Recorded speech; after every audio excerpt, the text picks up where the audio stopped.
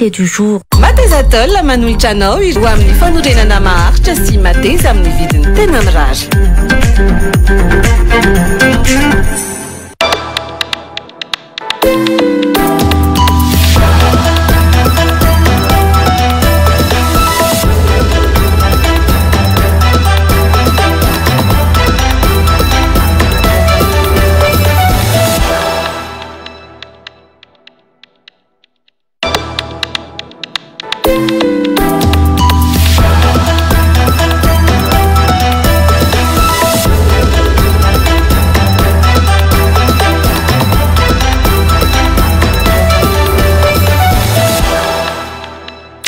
Klasy tovavy tonga soa atao anatin'ny fandarana l'invité du jour eto amin'ny Real TV Madagascar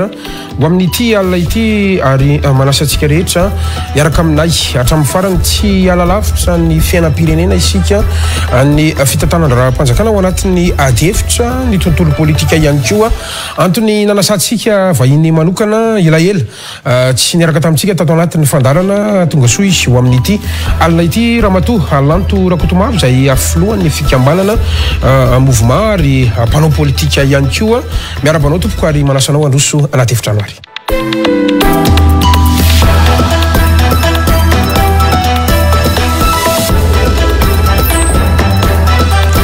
miarabanao indrindra Ramatoa Lanto Rakotomavy ary ankasitrako manokana ny fanekenao ny fanasana tsy ataontsika tompotrano miony ny mpanaraka ny fandarana sy ny mpankafia nyity fandarana ity fa ny taona 2024 ray mantolo ny antso anao nanapa-kevitra ny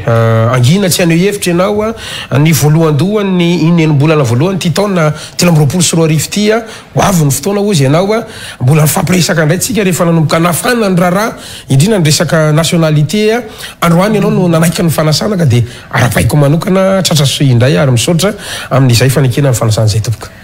Ia dia misaotra indrindranao Gaskara na mpiantso ary indrindra nanasa. Eto dia miarahaba indrindra ny vahoaka malagasy izay manaraka tsy tapaka nyity fandaharana ity izay hitako tena fandaharana miatsara sy mivoatra isaoranareo ato amin'ny Real TV zany ihany koa dia miarahaba ny fandarana invité du jour izay tarihanao fa mahafinaritra dia mahafinaritra dia araka ny lazainao hoe elaela tsy teto tsy fampiresaka dia anio zany no hitako hoe fotoana afahantsika mifampitafa izarana indray izay zavatra niainana sy iainana ary mety iainana eo atao amin'ny raharaham-pirenena. Kasako manokana ianao amin'izay fanekena ny fanasana izay na zany natro zany iza nefa misy karazana précision maromaro tiako apetraka ny raiky amby roapolo ny volana May taona raiky amby roapolo sy roa arivo ianao no vahiniko farany teto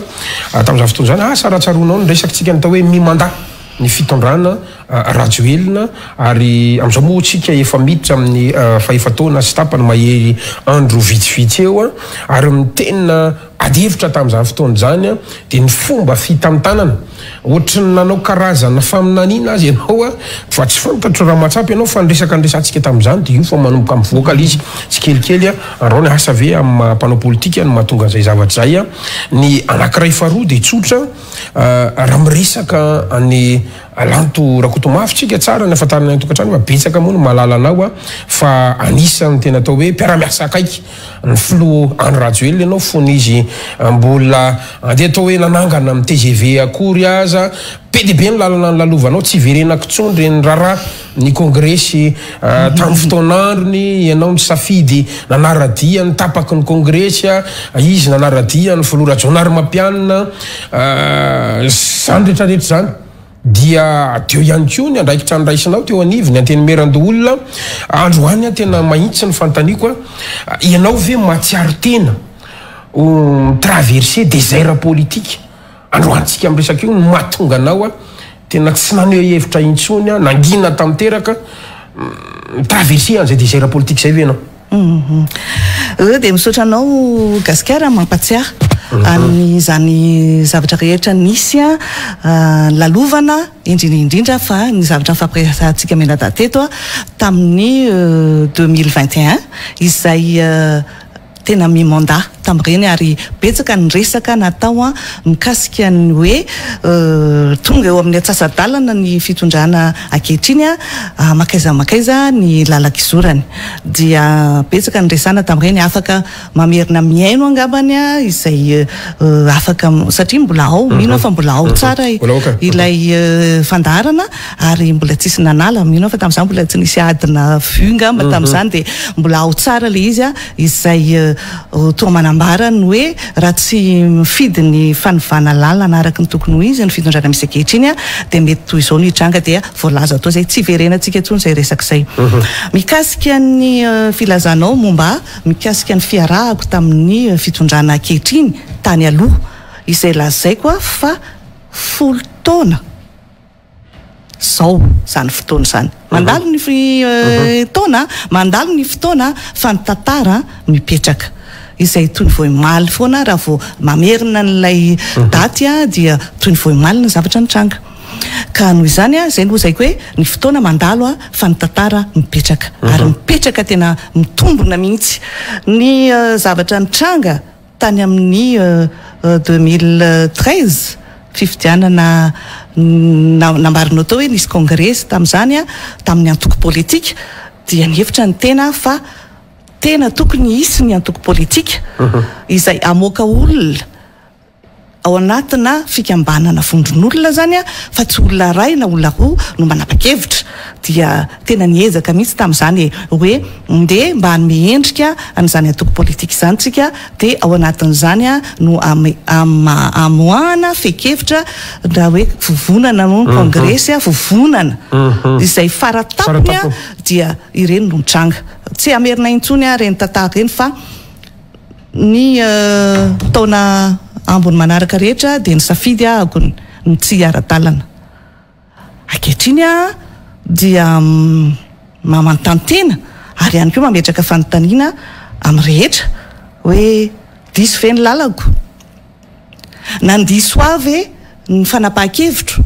nandiso avy ny safidiko a tao anatin'izay fanaovana politika izay dia anio a dia mamaly atsika rehetra fa tsy nisy nanenenana tsy nisy na dia kely akory ara hoe alahelo a satria dia tsy teny androany hoe voapirofo raha ny aino izay zavatra rehetra nylazaiko nandritra ny taona 2024 tany angeza dia efa niteny zay hoe tandremo fefa azo nareo io fahefana efa ompelatananareo io fitondrana tsy resaka intsony ahako zany ny nazahoana ny taona 2024 izay nisiny mbola nisiny ireny trangan-javatra mampalahelo izay nampalahelo ahako ireny zavatra ireny satria raha ny eritreritra fanovana makany amin'ny fiatsarana isika dia toa mijanona na miverin-dalana mihitsy a makany amin'ny faratsiana ka dia zaho samy teny aminao mihitsy androany a fa tsisy nenina tsy misy alahelo a ny tsy fanarahako dia amin'ny fitondrana ankehitriny ny fanaovako politika fanaovako isitaka fa tsy hoe ianao no nitsipana zay indrindra safidy ny fanaovana amin'ny politika safidy a ny zotra tiana atao amin'ny politika ka araka ny lazaiko hatrany hoe rehefa ny maro anisa ny resy lahatra amin'izay lalan-jotra hitondrana ny antoko na ny fikambanana dia mety aminao a miataka dia izay no zava-nisy ho an'ireo izay tsy nahalala ary atoariana vao mandray ny sambo ankehitriny io izay tsy fantatra na hoaizana lalana satria manahirana ihany a dia miteny samy manaratsy fa nitsipahana tsy mahazo seza malahelo toerana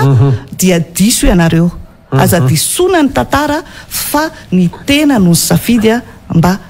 tsy anao a ilay raharaha intsony a noho ny tsy fitovian-kevitra goavana izay eritreretiko a fa tsy anova mihitsy ny tantaram-pirenena tsy anova mihitsy ny lalanjotra ny raharaha politika eto Madagasikara izay tena olana sale olombelona Ramatoalanto Rakotomafy olombelona le filoha-pirenena Andry Rajoelina izy tena mihitsy ny hoe sa hoe le foto-kevitra le antoko sa inona ny tena le tsy fanarahana tao zany a mba hitondranao fanazavana fa tsy seza tokoa ny problemanao io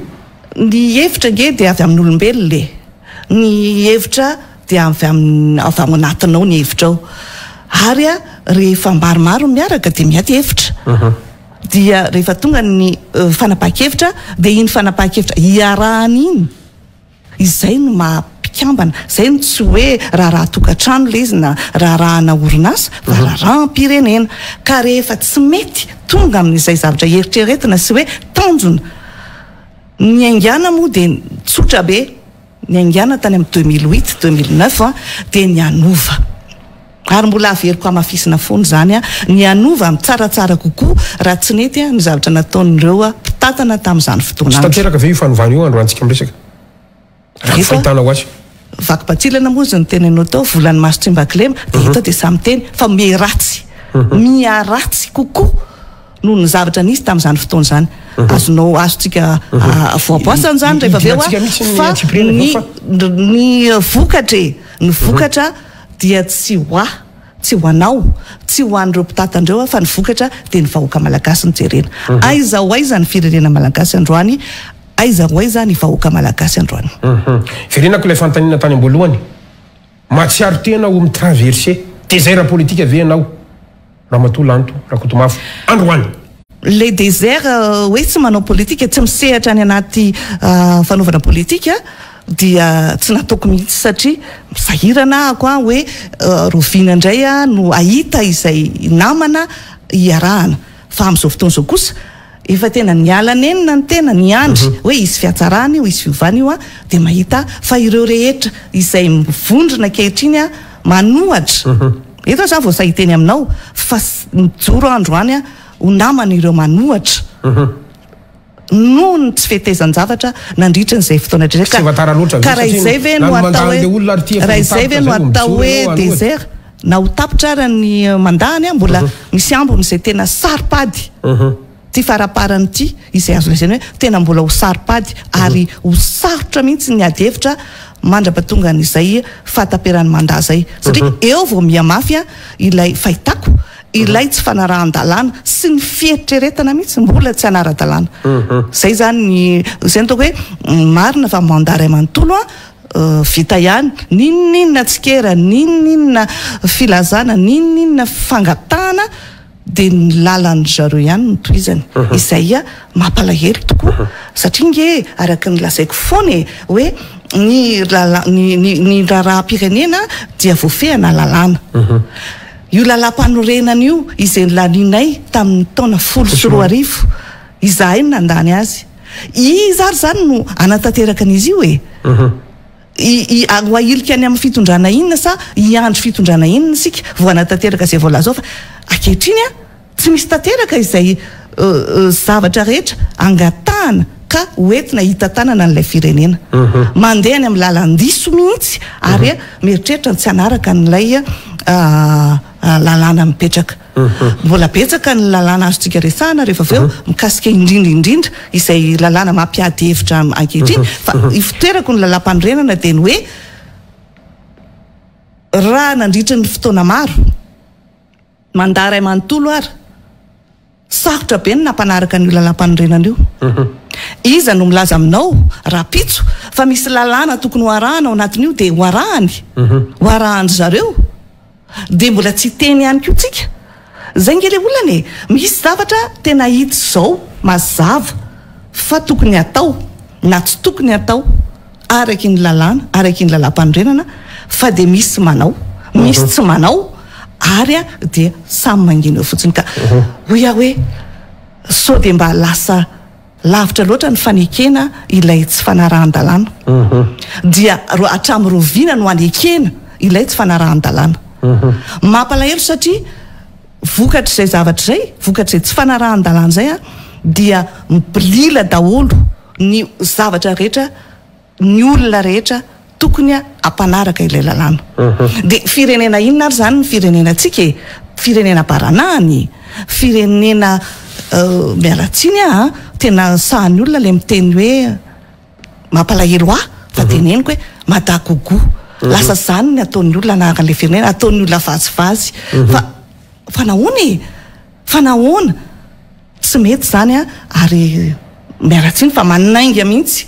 ireo olona rehetra izay mitanana zany fahefana zany na io le olom-botendry na io ireo olom-bofidy hoe fa nahoana maninontsika manaiky an'izany dia tsorisika manainga maninona anonga mpanjakana isaina lalina araiky ny lalàna lalam-panorenana hita zao fa tsy arahana dia inona ny mampangina tanteraka an'ireo mpanao lalàna momba lalam-panorenana ohatra fotsiny lalam-panorenana milaza fa tokony apetraka ny rafitrom-pitantanana ao anaty firenena voalaza mazava ao anaty lalam-panorenana zany tokony ho fidiana ny lehibe any faritra ohatra fotsiny zany a dia tsy nifidy aloha zareo fa hoe alolotsika ametraka andreto gouverneur izay resaka tala tsisy an'izany ao anatin'ny lalam-panorenana fa eketsika dia naneo ny heviny ny HCC dia nekena satria rehefa miteny ny HCC dia izay zany no azo lazaina hoe apetraka fa nanampy izy tamin'izany fotoana ary apatsahivoko kely fa mbola verinaina soma tsara ny filohan'ny HCC tamin'izany fotoana ny teny izy hoe fa kosa mila miverinainga anareo any amin'ny fifidianana dia manatanteraka izay voalaza natao ve zany 5 taona nge zany zao hoe ho tapitra ane zany zao le fitondrana fa nisy mieritreritra ve anatanteraka an'izany fa nahoana ary dia maninona ary ilay HCC amin'izao fotoana izao no mangina tanteraka raha mikasika an'izay fotsiny singa ray zay fa singa marobe nefa nitranga fa dia ohatrany hoe mamotoka tsy fantako hoe inona nataonareo andriamatoa isany lehibe mpitantana ary mpitarika sy raha matoa isany be vehivavy ao zao amin'izao fotoana dia manontanytentsika hoe rehefa inonareo no miteny dia rehefa inonareo no mamotoka mangina izay no za hoe lasa voatery ianao miteny olon-dehibe olona tompona andraikitra tao amin'ny firenena hoe nakaizinareo hoe to za ihany no andrasanareo iteny hoe nakaizy ianao madame Rakotomanga zange azo lazaina hoe tsy dia misy antony loatra eto amin'ny firenena satria za zao tsy mitarika antoko tarika fikambanana io fikambanana io no ataonay ivoaranay ao anatin'izany raharam-pirenena zany ao amin'ny raharaha politika tena hoe nanatena mihitsy ny tenako fa mba hisy ny fivoarana hisy ny fiovanana toetsaina hisy ny fiovanana fanaovana ny raharaha politika fa dia atao kivy idirako raha matolo Rakotomanga zay antsipri an'izay zavatra rehetra resanao zay fa faranako le makasika anao ny tena manahirana mantsy dia zao tsy haiko fa ilay fomba fanaovanareo politika eto Madagasikara areo mpanao politika io resaka io rehefa misy fofofona ohatra hoe gouvernemanta ho atsangana dia indreo fampotra ho avindray zao amin'ny fifidianana dia indreo fampotra rehefa misy karazana kitapo latsaka mamofopofona azy zany dia hita fa atao anatin'ny komba atao anatin'ny resaka rehetrarehetra tsy tazana zany anareo dia io zany zao tsika miresaka ny Ramatoa Rakotomanga fikambanana mouvement nareo fa ianao tsy hita mihitsy na any amin'ny ianao zao isaorako loha anao vaky-patsiana zany androany hoe mpanohitra zany ianao manomboka androany ofisialy zany fa mivorivory ny olona ry ohatrany tao tsy tazana any ianao mivorivory ny olona ty ohatrany tsy hita any ianao maneho hevitra ny olona ry ohatrany tsy heno any ianao ka zay ny ilazantsika hoe misy fofona kitapo latsaka iainga angany dia io fampotra Ramatoa Rakotomanga ngamba gasikara hoe ny zavatra eto dia misy fotoanany raha amin'izao fotoana izao raha tamin'ny 2021 zany no nifampiresaka tamin'ny haino amanjery ary teto aminao sy tamin'ny haino amanjery vitsivitsy hafa dia hoia hoe ampy angamba izay zavatra nylazaiko izay fa raha olona tsy afaka resahana tsy afaka andray an'izany voalanjako zany dia efa hafa mihitsy no heritreritra zay nahatonga ny 2022 ray manontolo nangina satria nijery taty amin'ny 2023 dia efa hoe andeha ny fifidianana izay moa zany zao no efa tokony hoe ho resaka ary efa tokony ho resa be eto amin'ny firenena saingy raha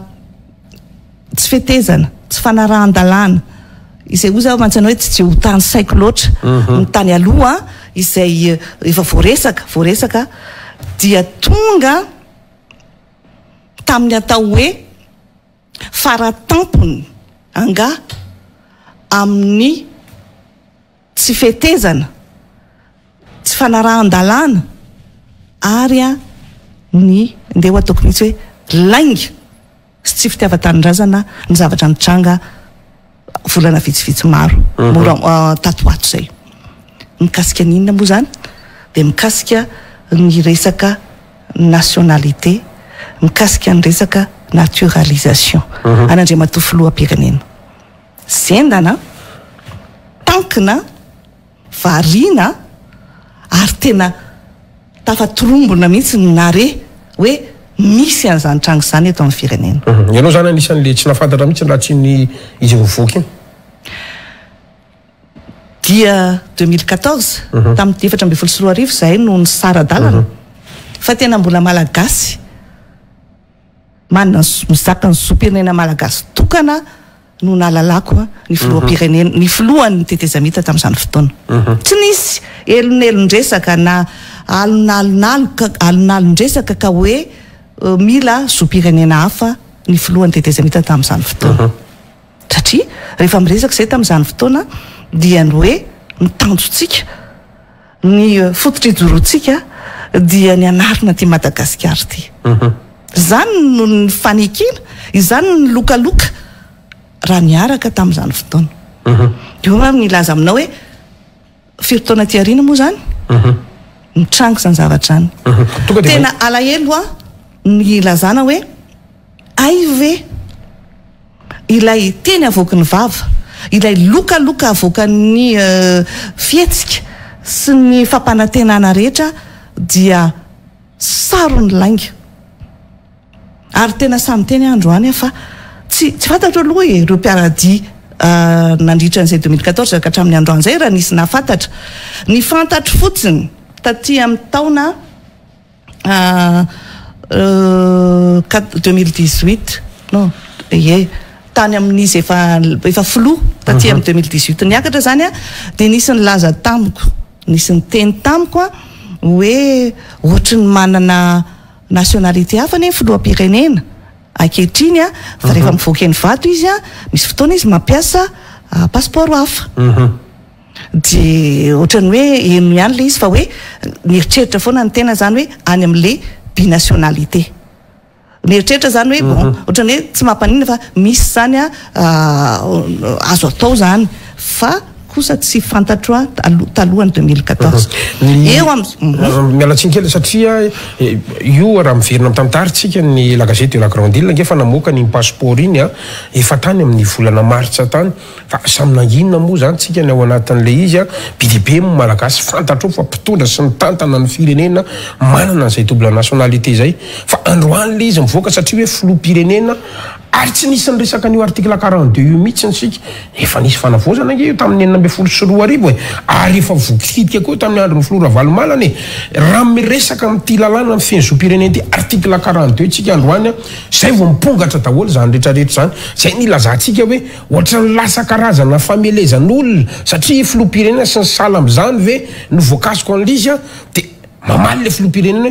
taratasy 20 cm ty aposiko maninana tsinareo resaka be 10 kilomètre miarana Antananarivo tsy misy mirarahany zany dia averiko aminao zany zay hevitry ny filoham-pirenena zay hoe tena any tokoa ve ny ady hevitra sa fanahina ny mety ilatsahana zany filoha zany sy fatahorana ny mety ilatsahana zany filoha zany rapitso raha afaka pitso. Maromaro ihany ny fanontanianao anatin'le izy fa fehezitsika ao anatiny hoe iresaka momba an'io zoam-pirenena filoham-pirenena io tsika na tsy tiany andriamatoa filoham-pirenena intsony ary ny resahana an'le izy dia ny fomba nitondrany resaka tamin'iny andro alahady iny dia vao maika ary raha ny tenako manokana dia ohatra ny nampirisika anahy mihitsy hoe mitenena ianao satria tena misy zavatra tsy mikona mihitsy ny zavatra mitranga. Hoy ianao hoe efa nilaza ny La Gazette de la Grande Île tamin'ny fotoana rehetra fa manana karapanondro frantsay. Oui, satria tsy teny nge ny nature an'le nazahoanao azy tsy hitanao eny ambony karapanondro tsy hitanao eny ambony passeport hoe naturalisé ty olo ty na déclaré ty olo ty na par filiation nazahoany an'ity tsy zady tsisy andinika an'izany fa dia hoe rehefa manana passeport européenne ny olona dia manana nationalité frantsay izy zany na nationalité hafa noho izany dia ny fahalalana fa nangataka nangataka ninina olazaina dia nangataka ary nahazo izy a dia anisany a tena raha ho manokana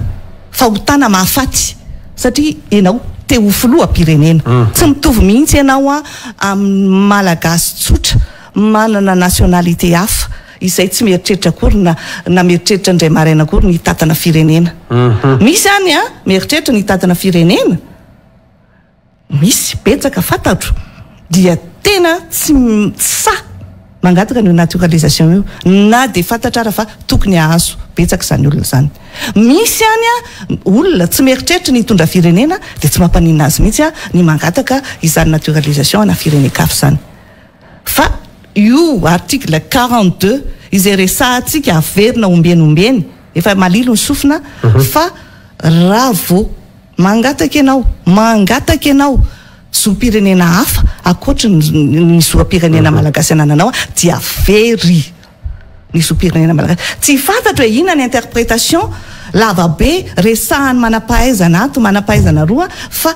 mazava be ngamba zay a andalana anankiray izay mbola misy manamafy azy moa ny andalana momba ny zoam-pirenena izay voakitika ho ianao ny io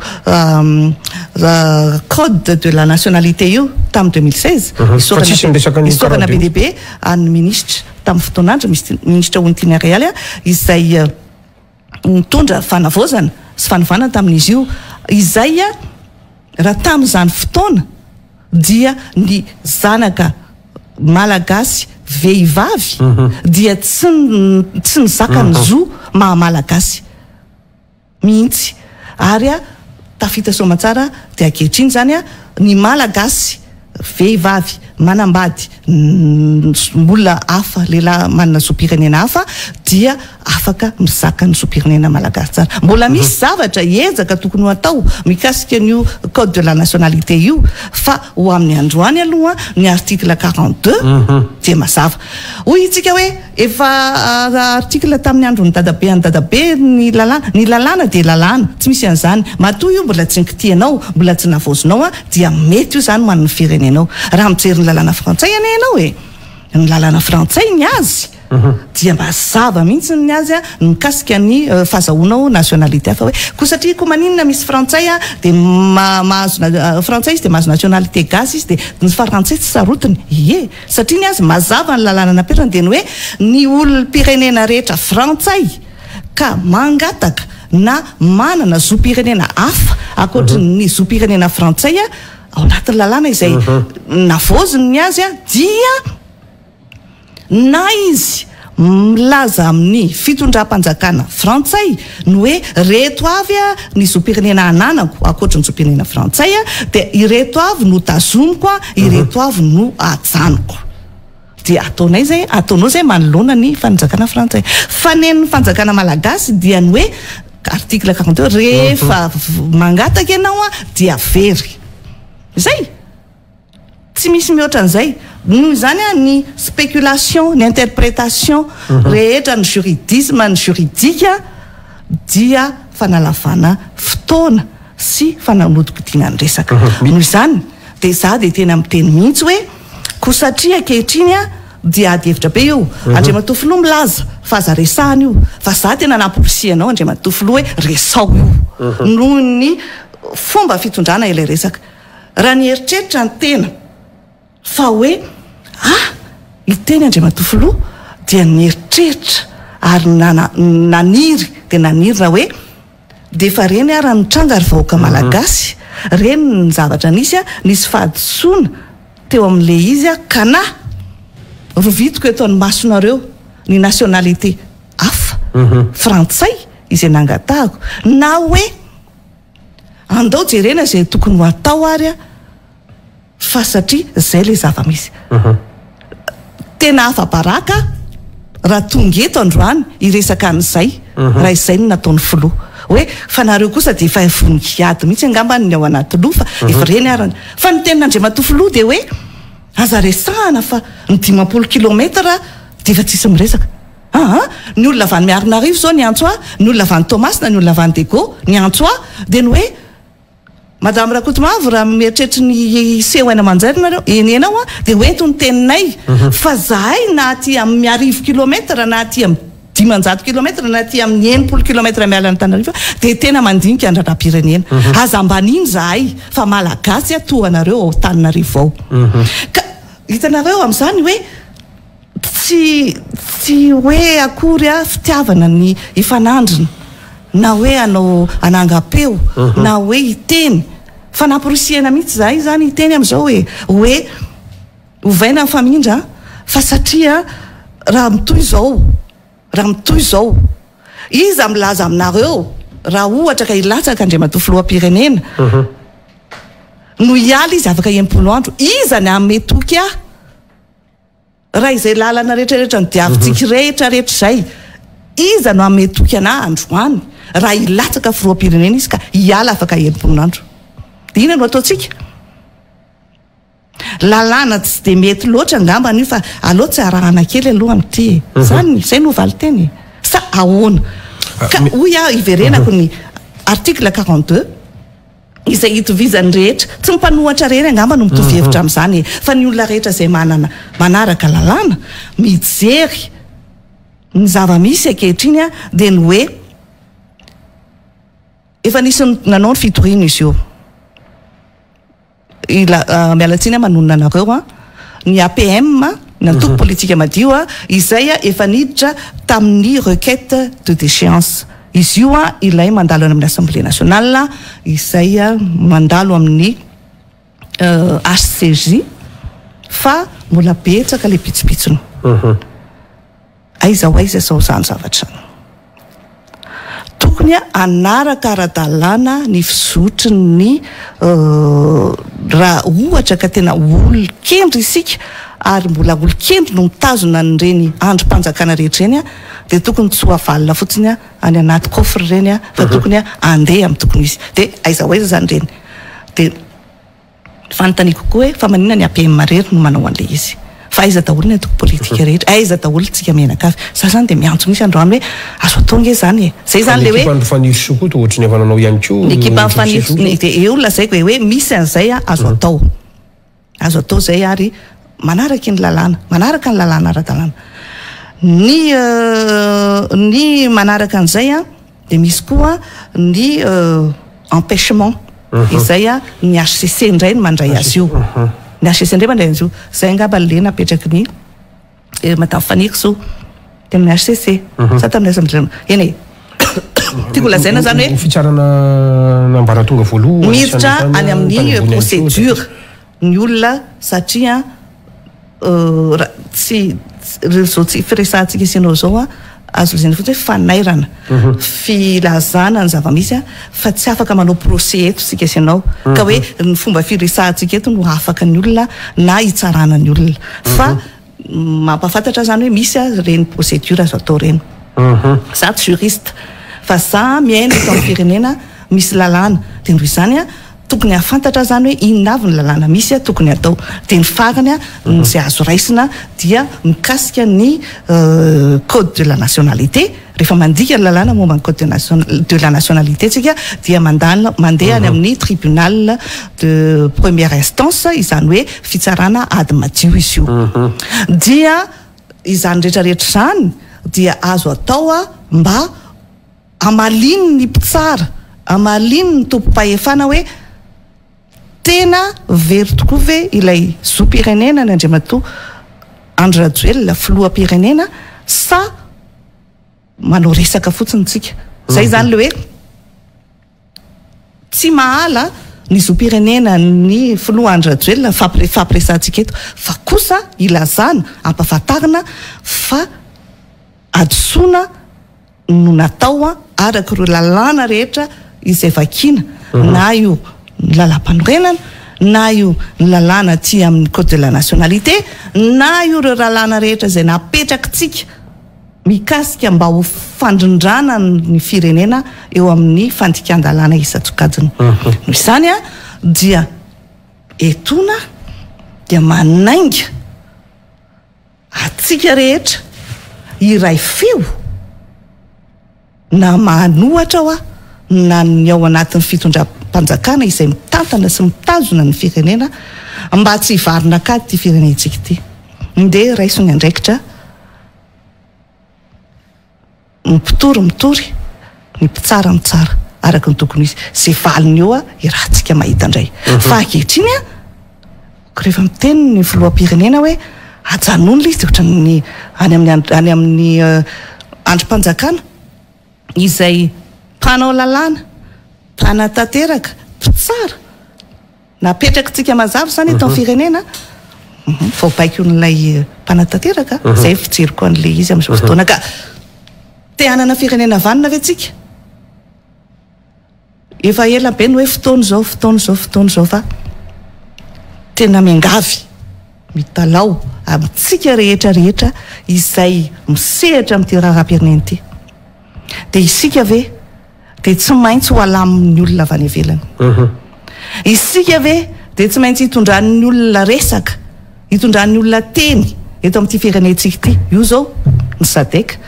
tsy groupement izy io tsika niditra ao anatiny fa menatra ihany a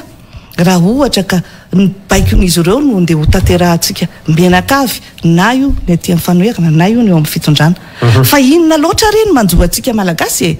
inona loatra no antony tsy ahafahantsika reto mifampiresaka dia mandamina nyity firenena ity izay firenena masa ianao raha anontany a aiza ho aiza ny firenena malagasy sy ny fiainam-pirenena malagasy androany a fa mahantra fadiranovana ny vahoaka malagasy ny fiainam-pirenena malagasy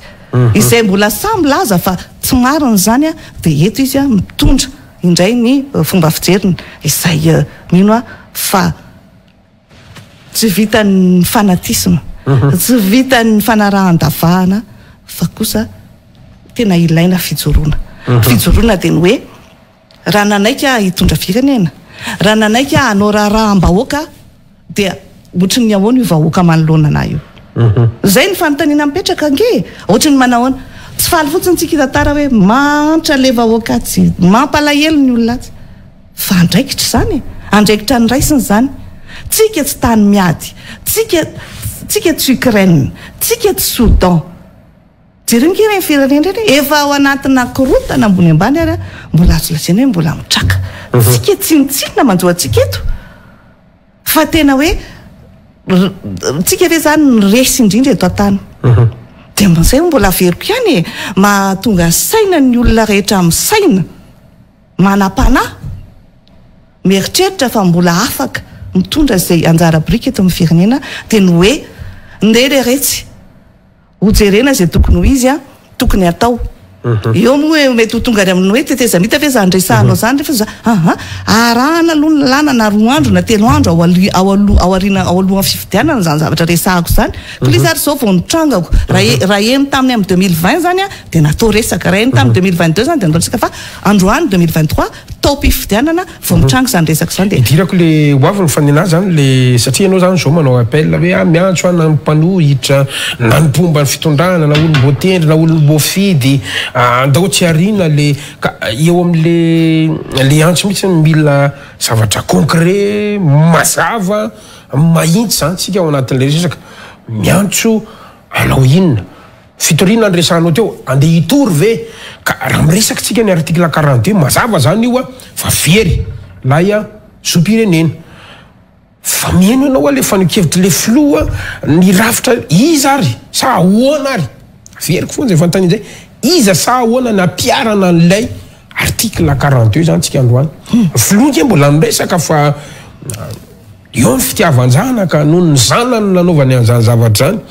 ary mbola nanamafy koa tao ny resaka article 45 koa ary ny filoa tao anatin'iny fandaharana iny amin'ny hoe tsy maintsy mbola misy ihany kio an'ireo décret maro samihafa manaisotra sy mampafantatra an'izany rehetrarehetra zany na tiana na tsy tiana zany a raha miresaka article 42 ahoana sa iza no apiatra an'le izy a fa rehefa foana io dia foana raha matolanto rakotomafa ampidirinao any amin'ilay resaka fitoriana angamba ny resaka dia hoentsika makany le izy araka ny lazaiko hoe fomba telo zany ny ahafahantsika mametraka ny fitoriana eny amin'ny antanatohatra tokony handray izany betsaka ny tena mahay an'le lalàna fa ho amanokana araka ny lazaiko de hoe noho izany a dia hoentina eny amin'ny reny ambaratonga mpitsarana ireny ny raharaha satria le izy a resaka lalàna na be deabe ingeny mpangalatra no miteny hoe mialatsiny aminao rehefa entina eny amin'ny tribunal izy de hoe za tsy nangalatra fa arakaraka ny proof ny zavatra misy a no amoahana didim-pitsarana de eo zany mamoaka didim-pitsarana ny mpitsara hoe tena torotoroka nazo anao a noho izany afaka madiodio anao na tena mitombona ny fitorinanao a de mamoaka didim-pitsarana de zay mandeha makany amin'ny TPI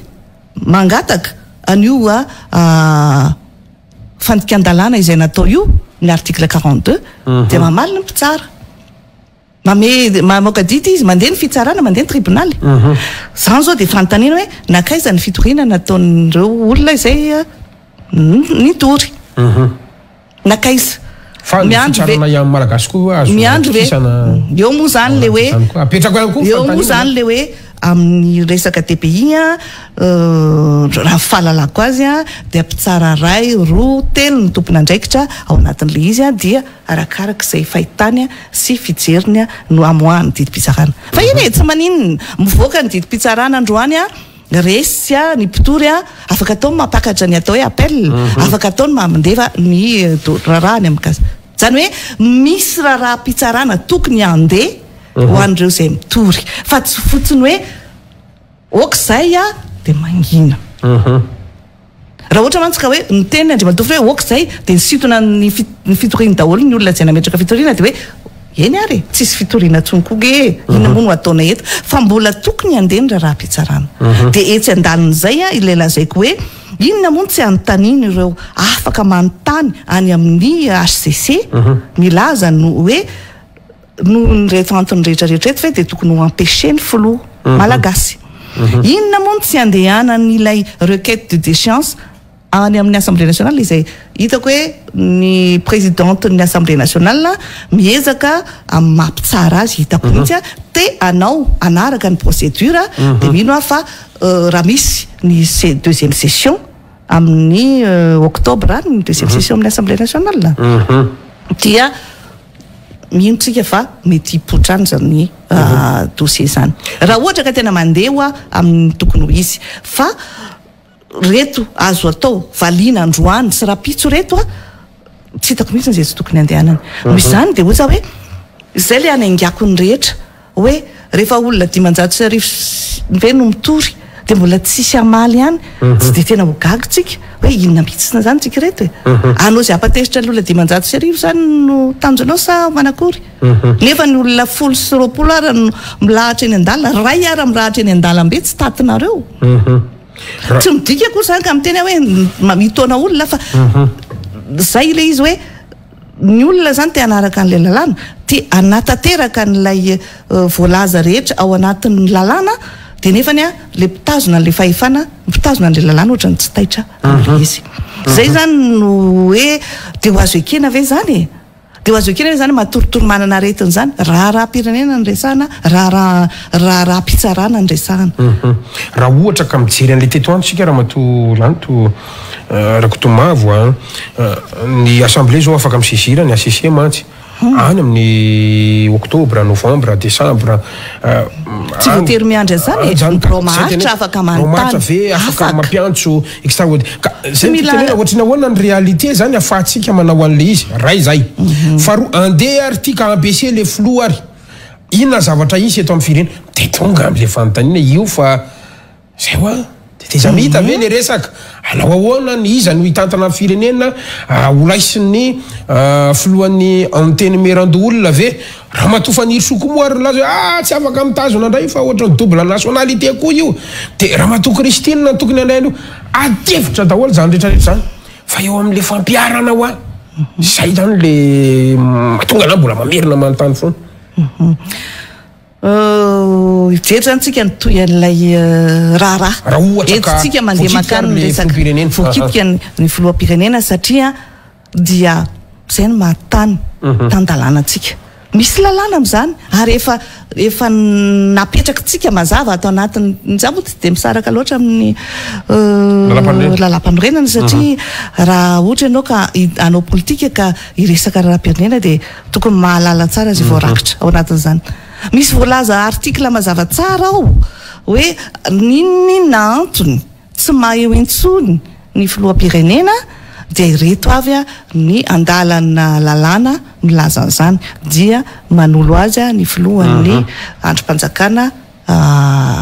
loholona zany ny Sénat dia mitohy ny raharaha hoe mazava ho azy fa misolo araka ny tokony ho izy ilay fitantanan-draharaha dia mitohy makany amin'ny tokony ho izy ny zavatra tokony atao. Raha tokony hanao fifidianana tsika dia mandeha makany amin'ny fifidianana fa asiko kely tsindrim-peo eo amin'ilay fifidianana dia hoe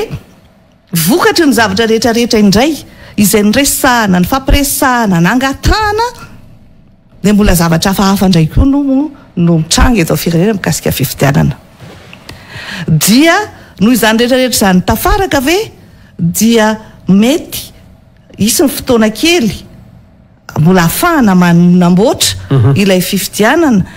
zany ange le nitenenina tany amin'ny taona 2021 zany ange no nitenenako ary zay no ataoko hoe mamerena ange miaino hoe niteny aho hoe raha ikasikasika momba ny resaka rehetra amin'ny resaka lalam-pifidianana lalam-panorenana lisy-pifidianantsika teteny zao zany dia atao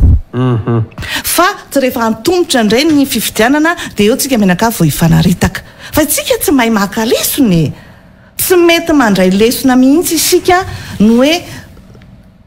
zany zavatra ataotsika zany ange dia ho fanatsarana n'ilay raharaham-pirenena ho fanatsarantsika ny ampitsony ilay firenena malagasy izay atsika milaza daholo malahelo mampalahelo fa izara ny mpisehatra ao tsika menakavy ihany ka zay moa za hoe mikasika ny fitohizany raharaham-pirenena dia isika menakavy ny antony isika menakavy ny hitako antony ny fitohizana tsy ilana ny frantsay tsy ilana ny communauté internationale zany tsy ilana SADC zany ray olona fa isika menakavy ireo ny antony reto tsika izay misehatra amin'ny raharaha politika eto amin'ny firenena reto zay ny antony inona arany tsy fanatonana inona ny tsy fampiresahana hoe ty zavatra ty tsy mety andao amboarina tsy tako izay olana amin'izany satria tsy mahatonga ny olana miverimberina izy io zay raha tamin'ny taona 2014 mbola nirahako tamin'ireo namako karazana ohatrany hoe famoahana kely ny zava-nisy tamin'izany dia hiditra fifidianantsika ny tenanay moa tamin'izany tany amin'ny 2009-2010 dia efa niantsoantso ary rehetrarehetra mahatadity azany hoe asiana fifidianana ny taona 2014 ary ny fifidianana tamin'izay dia ny hoe asiana députation satria nalantsika daholo moa ny député tamin'izany dia tsy vita le izy fa tonga taty amin'ny 2014 ihany izay hoe anomanantsika fifidianana tamin'ny 2014 raha niaraka tamin'ireo namako teo aloha mikasika ny fifidianana dia ny tena tamin'izany hoe maninona moa tsy amboarina ny code de ny lalam-pifidianana maninona raha tsy asiana tsony zany fanomezana fizarazarana zavatra maninona raha mba hovaina amin'izay mba atao amin'ny tokony ho izy fa tsy fanambazan'olona tsy any dia namaly ny namana atao anatiny zany fitondrana zany izay mbola ao mory zareo amin'izao fotoana zao hoe atao veloha izay azahoana fitondrana atao veloha izay azahoana fahefana fa rehefa azonao somatsara ny fahefana madame Ranto Rakotomavo dia afaka manamboatra izay tianao ianao zay mivalikafatra zany mivalikafatra dia za moa tsy tafaraka tamin'izareo fa nahazo fahefana zareo fa tsy mamboatra izy tsy manamboatra ninina izy ary tsy miroso ninina raha mikasika ny lalàna zavatra hafa foana no atao dia izay no mampalahelo hoe na dia eritreretina raha hoe olon-kendry manam-pahaizana dia indraindray rehefa ao anatin'ilay fahefana dia adino ny zavatra tokony atao ka ny tiraraha-pirenentsika ty mba tsy siny zavatra miverimberina ary lasa tsy manam-pataperana dia tokony saina lalina tsika hoa fampisainana lalina no tsy hoe zany no olokendry na mianan-kendry fa hitako hoe betsaka ihany ny teny voalaza ny olona rehetra betsaka ny fanadiadiana nisy betsaka ny faneho-kevitra raha mihaino faneho-kevitra rehetra ianao a dia ny fanirian'ny olona rehetra dia hoe anana Madagasikara tsara dia nefa tsy mety tonga amin'izany tsika ka hidirako kely farany ary ao amin'ilay fifidianana ary inona situation misy a 9 novembre premier tour filoham-pirenena 20 décembre deuxième tour namafisiny gouvernemanta izany a to anatin'ny filan-kevitra rehefa nanontaniana ny filoha mbola namafisiny ihany koa zany a raha ny fahitana n'ilay fanjakana zany dia miroso makany amin'ny fifidianantsika ikarakara fifidianantsika ary marina ny volazanao fa hatramin'ny nomaly ary mbola mitoy zany ho amin'ny ity herinandro ity ny fandalovandreo hiraky ny asateky eto amintsika zany hijery anzay hoe hoana mifanomalina n'ilay processus électoral androany zany tsika makany amin'ny fifidianana ny fanjakana nareo ihany koa ve anisany miombon-kevitra amin'izay hoe andahoany any fifidianana na inona zavatra misy na inona ady hevitra misy na inona resaka tsy fankazona eto amin'ny firenena eto mikasika ny fifidianana mabe resaka satria ny fanjakana mazava ho azy moa zany hoe te anaraka ny lalàna te anaraka ny tondro zotra na fifidianana dia tsy maintsy navoaka ireny daty isan-karazany ireny marina fa hoe toany mahitsika hoe miroso makany amin'ny fifidianana fa inina tsy jerena ary inina akipy ve ny maso amin'ny olana rehetrarehetra izay misy vao omaly nomaly afaka omaly koa ngambany tao amin'ny Sony no namoaka ny isa-mpifidy ankehitriny magaga mahatalanjona mihitsy fa maty daholo hoe ny mpifidy teto Antananarivo ohatra sa mifindra-monina zany rehetra zany hoe démographiquement inona le zava-mitranga eto Madagasikara tokony ho taitra ministère fahasalamana amin'izany hoe nakaiza daholo ny vahoaka ary vahoaka tokony hifidy tokony ho taitra ny ministère ny intérieur hoe lasa ny findra-monina nakaiza sy ny ministère ny mponina hoe fa inona le tranga ka tokony ho zany mihitsy no hodiny satria zay le zava-misy miena ny mpifidy ary miena tsy vitany hoe arivo na ray alina fa amanitsiny zao ny fiainan'ny mpifidy eto Antananarivo dia zany hoe dia mba tokony hitombona sa ny taloha sa ankehitriny dia efa mba manao ny mety ireo Sony ireo dia le taloha raha manao fifampitana amin'ny taloha tsy dia ny taloha tena ratsy zany rehetrarehetra zany tsy maintsy diniana daholo zany ary tsy maintsy resahana betsaka moa no miteny hoe tsy atokisana ny Sony rafitra mipetraka izy io ary leketsika eto amin'ny firenena aloha hatramin'ny androany ny filohan izy io mialatsina eto amin'ny teny fa fantatro tsara ny filohan'ny Sony ary efa ny fotoana ny arany asa zahay ary ny fitoerana ny arana ny asa dia tsy toerana foana zany na hoe toerana fa mpanolotsaina amin'ny filohan'ny antenimera pirenena tamin'ny fotoanandrony izahay ary filohan'ny antenimera pirenena tamin'ny fotoanandrony io izay lazaiko atsika eto Andriamatoa Jacques Tsila dia olona tena azo lazaina hoe nanana ny maizy azy ary ny foto-kevitra ny ijoroana ara-politika izay asahako no miteny fa anisan'ny mentor nanampianatra tamin'ny fahintsiana fijoroana tamin'ny fanaovana ara-politika dia monsieur dama filohan'ny Sony ankehitriny niaraka taminay tamin'izany fotoana mino fa miezaka manao izay tokony atao sy ny tandrify ary izy ihany koa azadiny fa mpitsara izy mino fa miezaka manao izay tokony atao sy izay tokony atao eto amin'ity firenena ity ny karazan'olona toa azy fa kosa mbola mafisina ihany a fa ny tsy fahamezana alalana sy fahana ireny rafitra napetraka ireny fa mbola taingenam-boziny rafitra mpanatanteraka izay ny tsy mety ary tsy azo ekena mihitsy ao anatin'ny fiezana ny anova na ny anamboatra ity raharam-pirenena ity ka hoy aho hoe le olona ve rehefa tafiditra ao anatin'la fitantanana dia ho aratsiana tsia fa kosa io a dia rafitra io a dia fomba fitantanana miaraka amin'ny rafitra mpanatanteraka indépendant ile ifarany a tena indépendant ve seni amin'izao fotoana zao misy aia ianao ve misy aia raha ny zavatra mitranga raha ny zavatra ny fomba fiasa nataon'ny seni nakanany anaran'ny olona dia aveo tsy ao ny olona dia aveo le fomba fiasa le fomba fiasa izay a mampana dia iny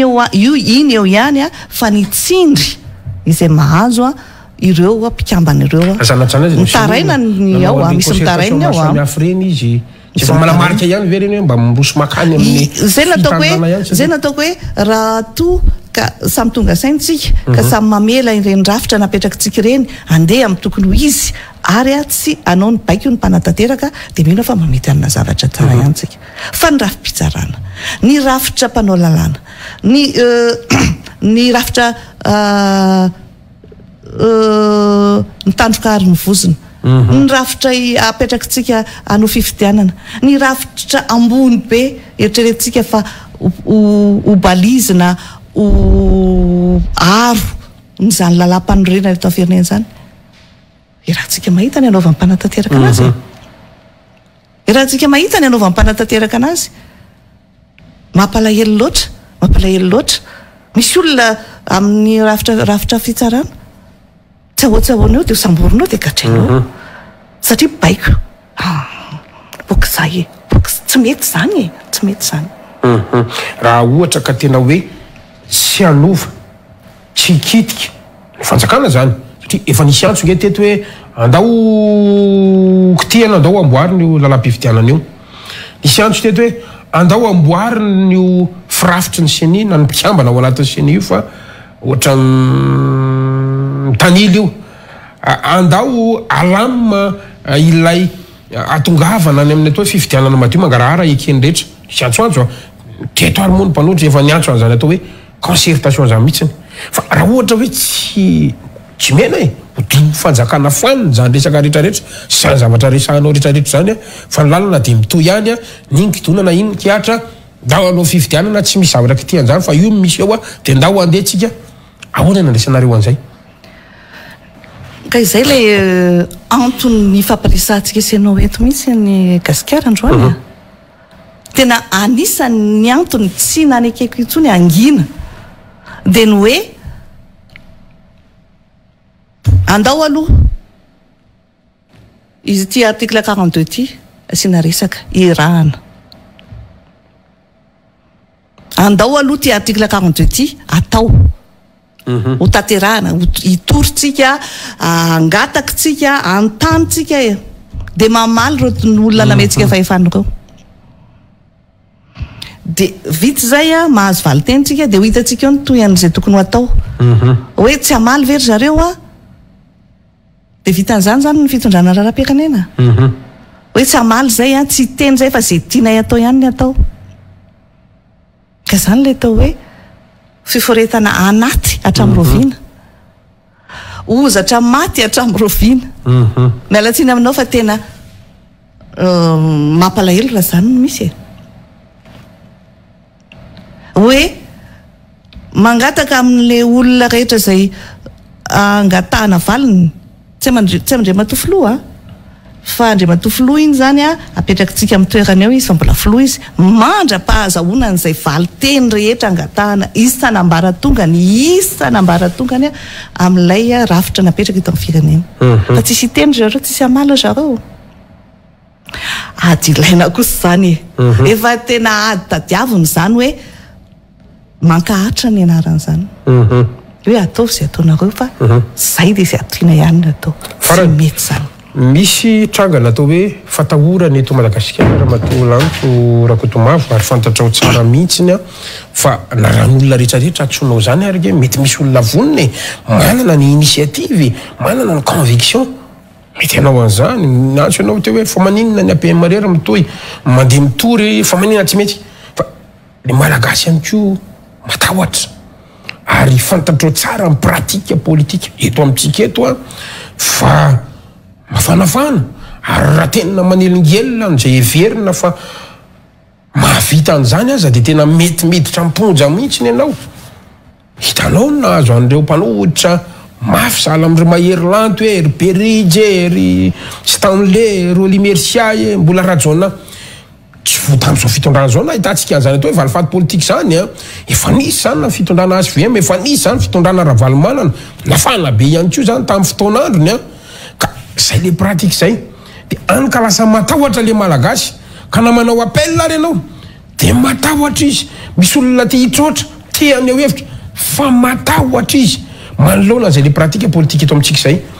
zay le réalité azo hitovirana ve zay azo hoarana ve zay androany tsika miresaka eo raha matolanto raha kotomafy raha zany rasainao zany zao dia efa mety atahotra zany raha zany zao nolazainao dia tokony matahotra ve zany tsara fipetraka koa zay hoe tsy matahotra ihany koa ve ianao mety tafiditra ihany koa le tahotra zay lazaiko anao hoe ny fahasahiko miteny an'izany zavatra zany dia tsy fahakalana zany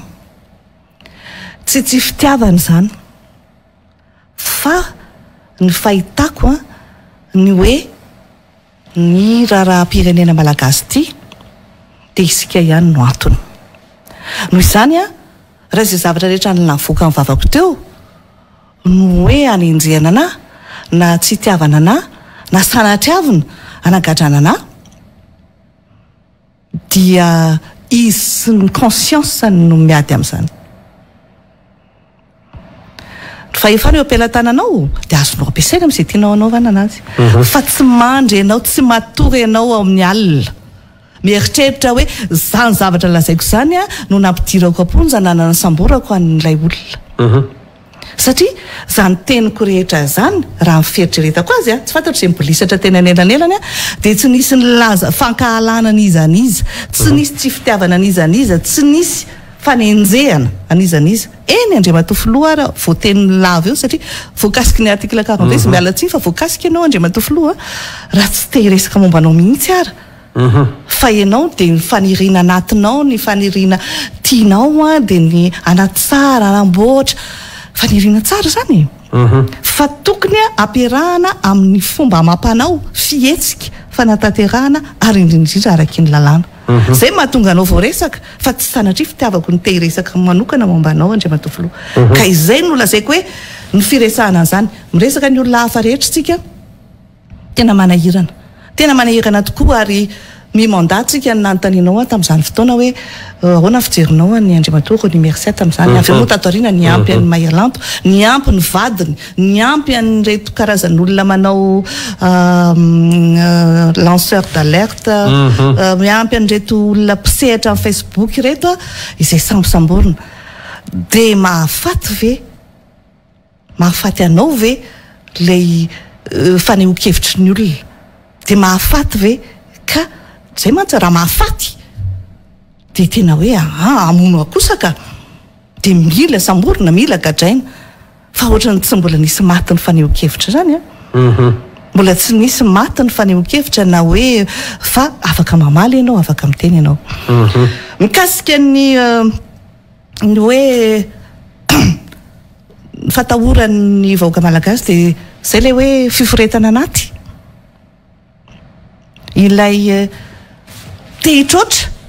tsy afa manoatra be dia be ny antony zany tsy hoe fatahorana fotsiny ihany fa efa be dia be zao ny antony etsy andaniny ny hoe lay fanaratsitsika fanaovana politika namana toavina maly nanazavan'izay iombonako hevitra amin'ny mihitsy ny hoe ko satria aratsiana ny atao hoe politika ny atao hoe fanaovana politika eto amintsika dia tena miataka ny olona ary rehefa miresaka politika dia tsisy idirako zany tsy mahakasika zany kanefa ny zavatra rehetra dia avy any amin'ny raharaha politika mitondra makany amin'ny misandrahaka makany amin'ny raharaha ekonomika ny raharaha sosialy fa rehefa tsy milamina io raharaha politika io zay nge tsotra be nge ny fanazavana le izy tsotra be falavala ko satria ny raharaha politika eto amintsika tsy mandeha amin'ny laoniny dia tsy gagatsika raha mahantra farany fadiranovana isika noho izany tokony ninninona olazaina dia alamina io raharaha politika io mba atsara ny raharaha ekonomika atsara ny raharaha sosialy ary tsara ny raharaha rehetra raharaha mpitantanana rehetra zany eto amin'ity firenena malagasy ty nisy resaka mandehany amin'izao ny amin'ny hoe anangana ny atao hoe génie gouvernement izy io afana manomana fifidianana ihany koa misy resaka ihany koa ny mandeha hoe génie sans rajoel misy génie avec rajoel misy ihany koa teteza mita mihitsy tsy misy idiran'izany rehetrarehetra zany fa dia tena hoe rafitra vaovao mihitsy ka zay mandray anjara dia tsy afaka mirosaka amin'izay fifidianana manaraka eo any ary misy document hitako moa hatramin'ny 20 volana raha matolanto raha kotomavo tsy fantatro nareo na maharay an'ireny sahala aminay mpanao gazety ka mba metrahako fanontaniana kely aminao ihany hoe aiza ho aiza ny mety andraisanareo an'izany satria zany koa ny tena mampalahelo ny olona aminareo mpanao politika amin'ity le kitapilatsaka hoy ateo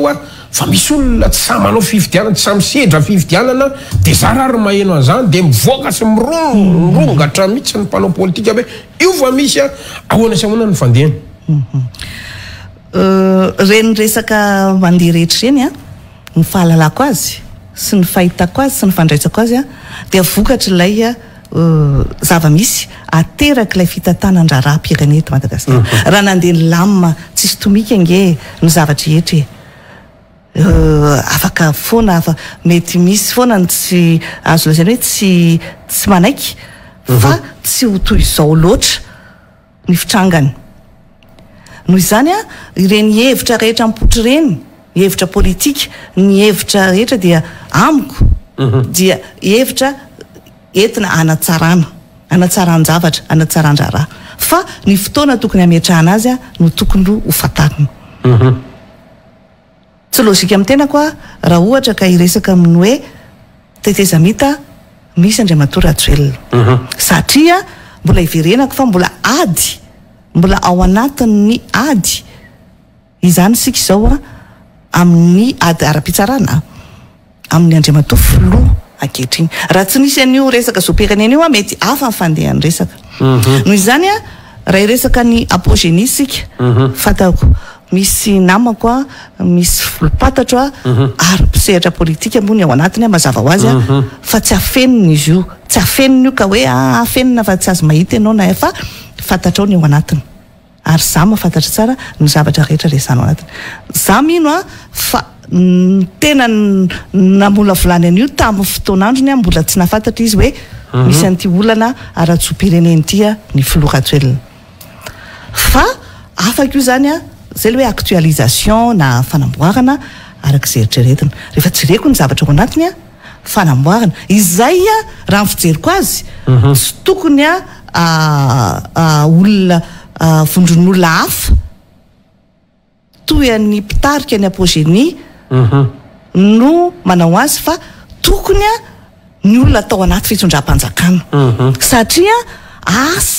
tena asa fanamboarana fitinjovana ary fanatsarana ilay izy zay no hitako anatin'ny apogénie noho izany toy ny ahoana zany no andraisana ny hevin'ny apogénie miohatra ny zava-misy ankehitriny sy miohatra ilay tontolo manodidina fa tsy hifantoka manokana sa manohitra ny apogénie zay ny lazay koa zay hevitra rehetrarehetra hitako ao anatin'ny article ny apogénie dia tamin'izaho namaky sy ny resaka ary tena hoay efa nyresanay zany efa nieritreretinay zany tena mba tiako zany tena mba mety zany dia afaka nataony olona zay mitana n'le fahefana hoe andeotsika reto ho amboariny ty fomba fifidianana ity ohatra zareo misy an'zay hoe élection liée zay ao anatin'le izy hoe ampiarahana ny fifidianana filoha pirenena sy ny député misy liste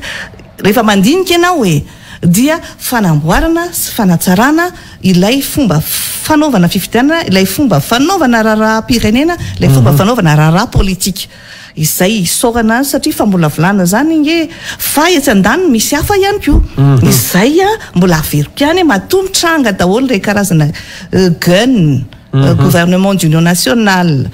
TEN, attente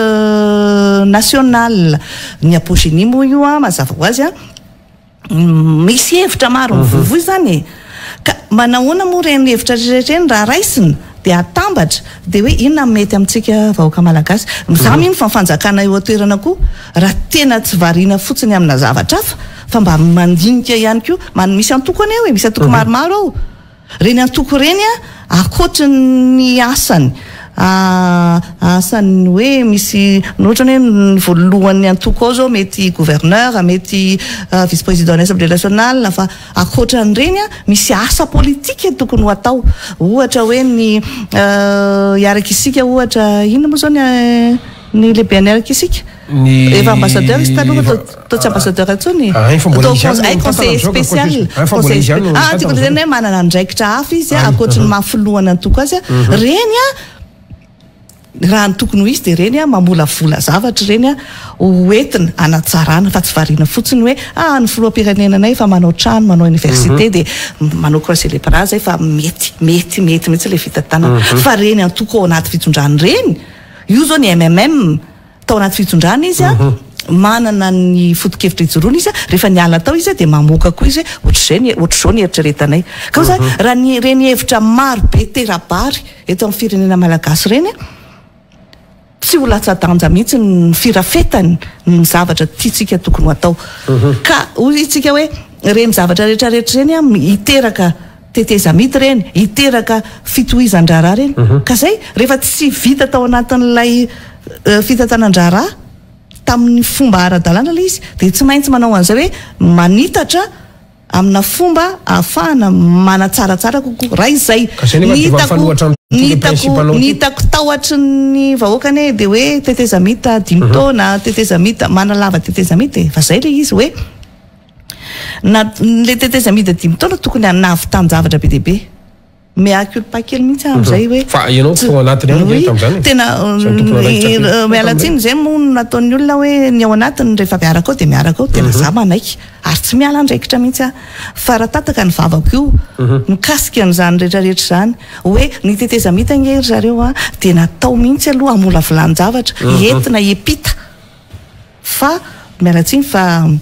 mbola reo daholo izy ireo fa androany manontany zao hoe ina moa zany foto-kevitra ijoroanareo dia ina ny idéologie anareo dia ohatrany ahoana dia ohatrany hoe manontany foana hoe ianao raha atao tsy nahavita an'izany tsy nahavita mihitsy satria tsy mety tonga amin'izay tena hoe raha fanaovana politika izay ny resaka ny amehezako an'izay zavatra zay dia ny hoe ny filazana fa anao teteza mita na anitatra kely ny fitondrana ny fahefana anamboarana ataoko fa tsy fotoana very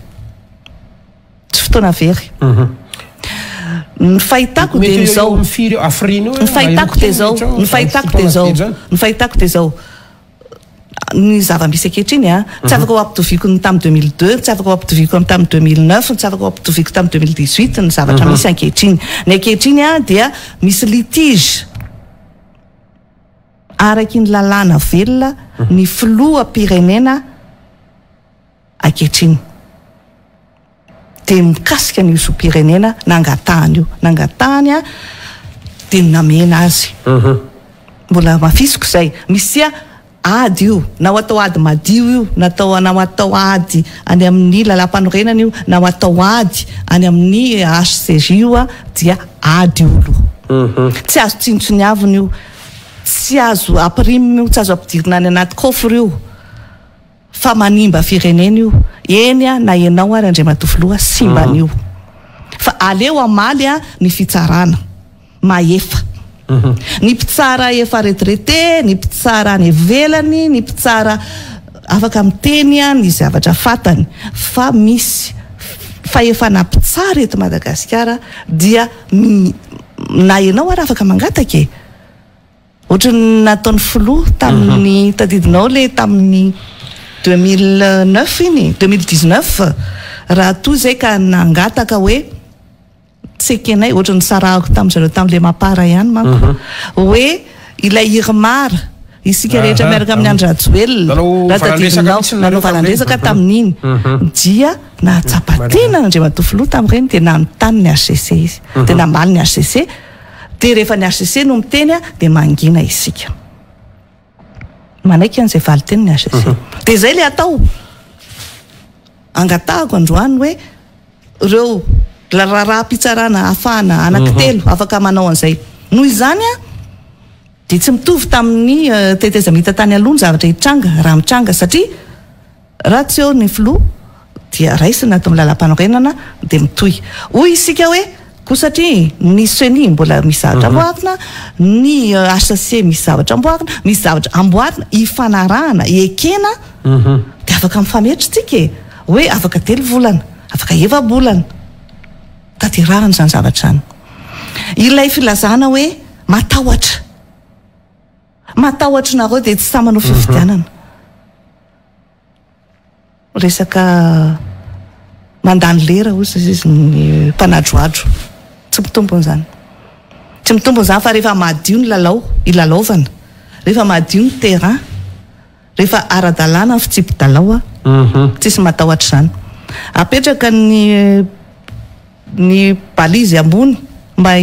avitsy mpifidy 200 millions d'ariary 1 milliard de francs za moa tsy zay tia miteny franc tsony fa 200 millions d'ariary ny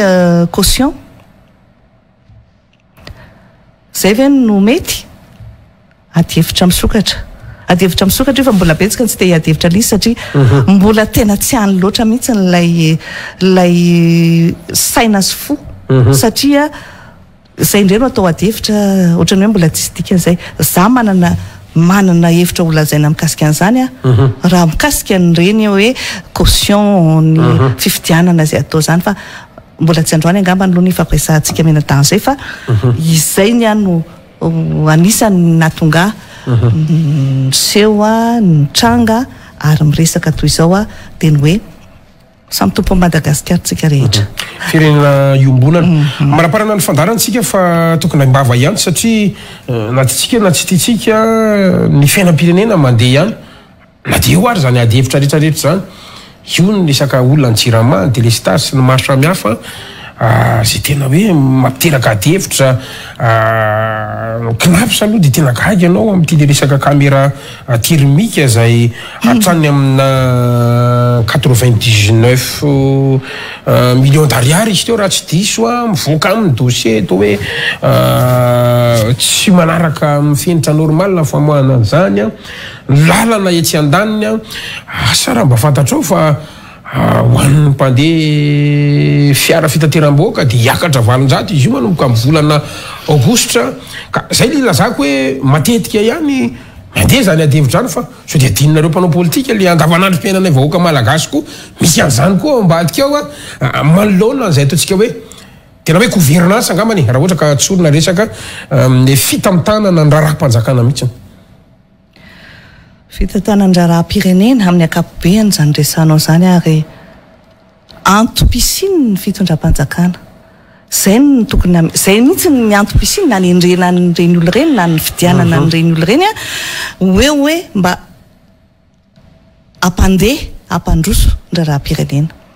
zay ve ny zava-misy ankehitriny tena tsy adino mihitsy akory reny zavatra reny fa matotsika ny fototra ato amin'le hoe raha-politika raha-pitsarana dia izay no hitako hoe mibahatoerana androany ka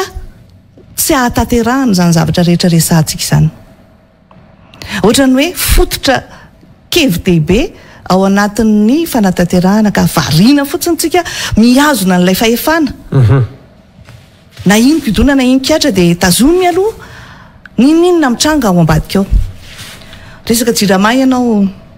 tena za tena basy vava mihitsy amin'ny resaka Jirama ao amin'ny tambajotro ao satria tena tsy tanty loatra le izy tsy tanty le izy satria fiainanao andavanandro mihitsy ny simba ary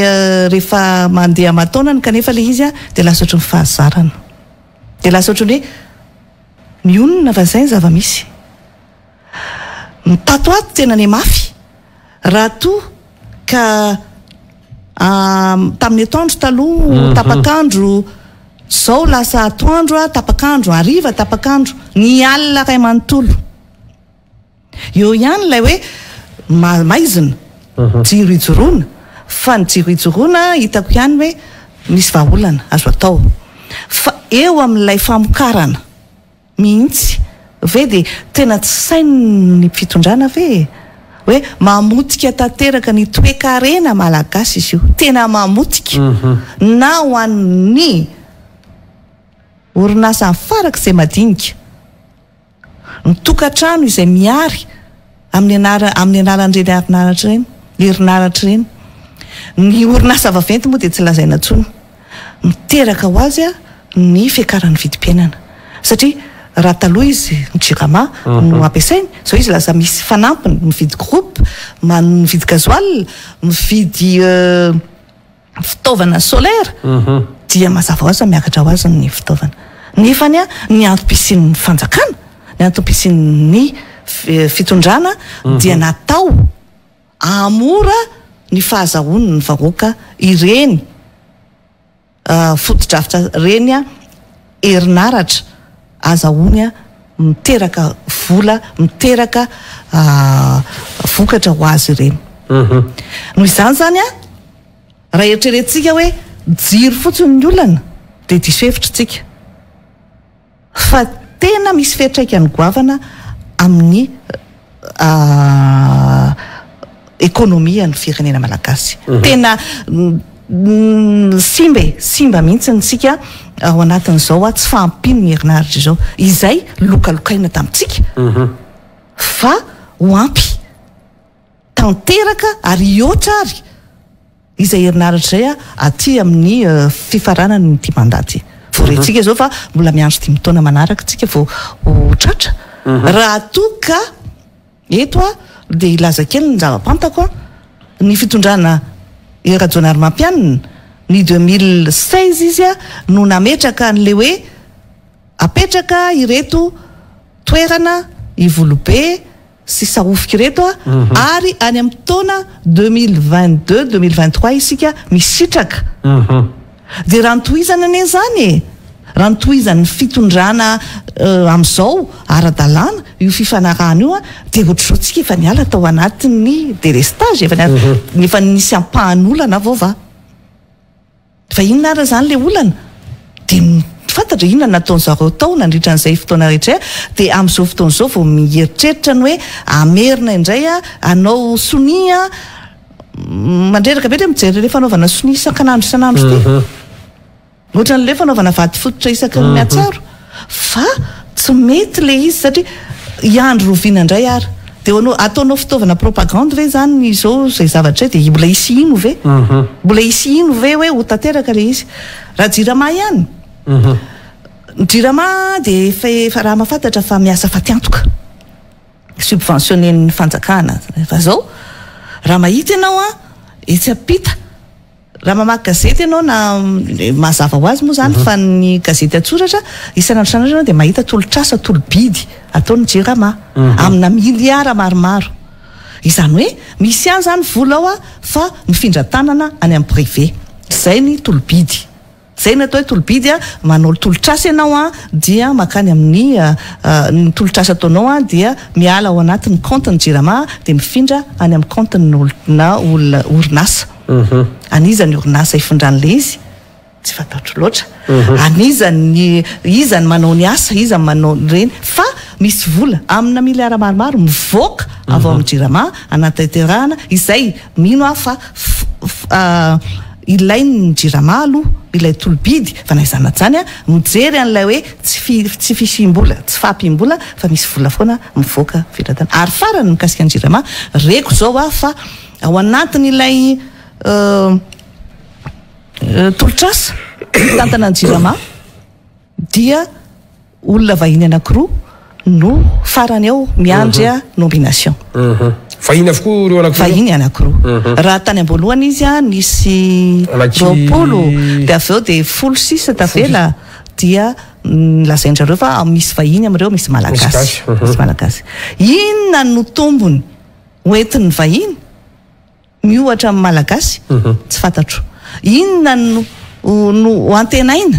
miohatra amin'ny zava-misy ankehitriny hoentin'ny vahiny miohatra amin'ny zava-misy ankehitriny dia mbola irahantsika mijery hoe hitondra vola ve ry zareo hitondra ny volany ve hoentiny amin'izao fotsiny misy takalony zany ho amidy ve zany jirama tsy laza mahita volana alohan'ny biby ny tenako fa zany rehetrarehetra zany mampanahy ka eo ilay resaka fitantanantsika raharaha zany eto amin'ny firenena malagasy dia tena mahonena hatrany amin'ny kely indrindra ka hatrany amin'ny lehibe indrindra mauvaise gouvernance ny filaza azy tena tsy mety ratsy ny fitantanany ratsy ny fitantanan-draharam-pirenena eto amintsika raha ohatra ka manome noty raha manome noty sur 20 mampanao politika tsy haiko ahoana moa no tena tsy mahazo moyenina ka tsy mahazo moyenina mihitsy satria rehetrarehetra nge sehatra rehetrarehetra ahitanao zavatra manahirana noho izany ny tsy nidirantsika loatra ny sosialy fa enjana be ny sosialy enjana be ny any amin'ny fahasalamana enjana be ny any amin'ny fampianarana zay lazaiko anao hoe ny zavatra maro fa nefany ny bazin'io ny fototra n'io dia ny fahatonina ara-politika ny fahaizanao mitantana ara-politika zay ihany le izy ka mimandany eo taminareo nanatena fiovanjavatra tsara nanatena fa ny isy fanarenana sy fanavozana ny zavatra rehetra isy ho tsara fiafara ity fitondrany ity fa saingy indraindray ihany ny ohatran'ny mino mihitsy natao ihany no miverina amin'ny fiainana eny rahamatolaanto rakoto mavo tapitra ny fotoanantsika ankasako manokana ianao niaraka taminay tamin'ity alina ity ary everiko fa efa fotoana ny adihevitra zao azo atao rotaona tsony vo iverina ianao fa raha mba mafany ny adihevitra ka mba manasa mpanao gazety mba tsara ihany maneho hevitra mikoampampitona kely ianao ary hitondrana afatra ho andretim-panaraka atsika marobe reto mety ho famidinana ny zavatra kely mety nomaninao kanefa tsy nantaniko ihany koa fotoana zao tompoko raha sitrako indrindra misaotra anao tena gasikara aloha tena matsiaro hoe miantso amina fotoana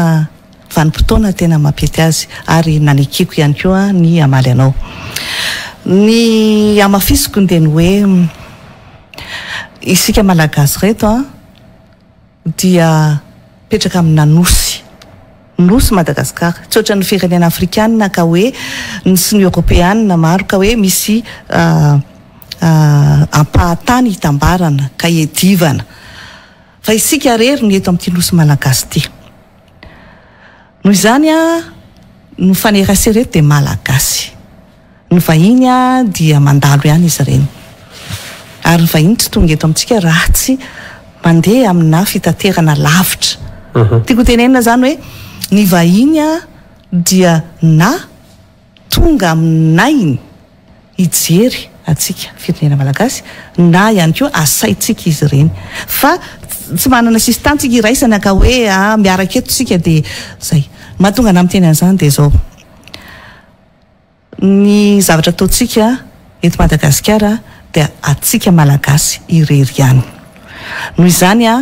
ny fahatsarany'ity Madagasikara ity na ny fahavoazany ity Madagasikara ity ny filetehan'ny malagasy any anaty lavaka na ny mba hipoirany malagasy ity Madagasikara ity amin'ny tokony ho izy amin'izay dia isika malagasy tena tsy manavaka io na malagasy ao anaty fitondrana io na malagasy ety ivelan'ny fitondrana ko nahoana re no efa toy izao no mandoatsika no mbola samy mikikotra no mbola samy manenjana mifanenjana isika fa tsy mety mihitsy hipetraka hiadevitra iombonana ho an'ny firenena za tsy miteny hoe andao anao antoko politika anankiray eto Madagasikara fa no hoe kosa hoe apetrao ambony noho ny zavatra rehetra ilay fitiavan-tanindrazana dradraina, ilay fomitepo ho an'ny Madagasikara, ilay fihetsika milaza fa hoe zahay dia tia tanindrazana, izay dia tia firenena malagasy, na akaiky na alavitra, andaotsika menakavy ampiarina izay tokony ampiarina amin'ny lalàna dia mandroso makany amin'ny fanamboarana ty Madagasikara ty. Rehefa reo ny volavolan-kevitra, ny volavola rehetra, rehefa reo ny mpisehatra rehetra, mino aho fa efa mipotra daholo izy ireo, efa hita eo daholo andao apetrak'izay lamina izay ahafahantsika manana firenena. Tsika tsy tany miady, isika tsy tany lalaka lazaiko hoe manana iraisana amina firenen-kafa. Nahoana re tsika ny detoy izao? Mahantra ny firenentsika, mahantra ny Madagasikara, mahantra ny olona ao anatiny, tsy zarizary ny fiainana, tsy mahavidy, tsy mahampianatra, tsy mahatsabo-tena, dia iza no andrasantsika? Rovintsika vao tonga saina. Zay ngamba no ambaranako azy hoe samy tonga saina fotoana an'izao ary ny fotoana miazakazaka mandroso makany aloha fa tsy miverin-dalana. Noho izany ny fahitako ireo rehetra izay tany aloha tsy nety azo arenina raha vonona isika. Mankasiraka indrindra raha matola anto rakotomafy nanaky nasain'ny fandarana tamin'ity aliditoboka. Misaotra indrindra Gasikara dia misaotra indrindra ny Real TV sy ny fandaharana invité du jour. Manaraka indray. Mankasiraka indrindra tompoko. Ianao any tokantrano ihany koa isaorako manokana miaraka taminay tamin'ity alina ity ny fandarana mamy fotoananao amin'ny rampisionay tompoko lasy tompo fafy. Veloma tompoko.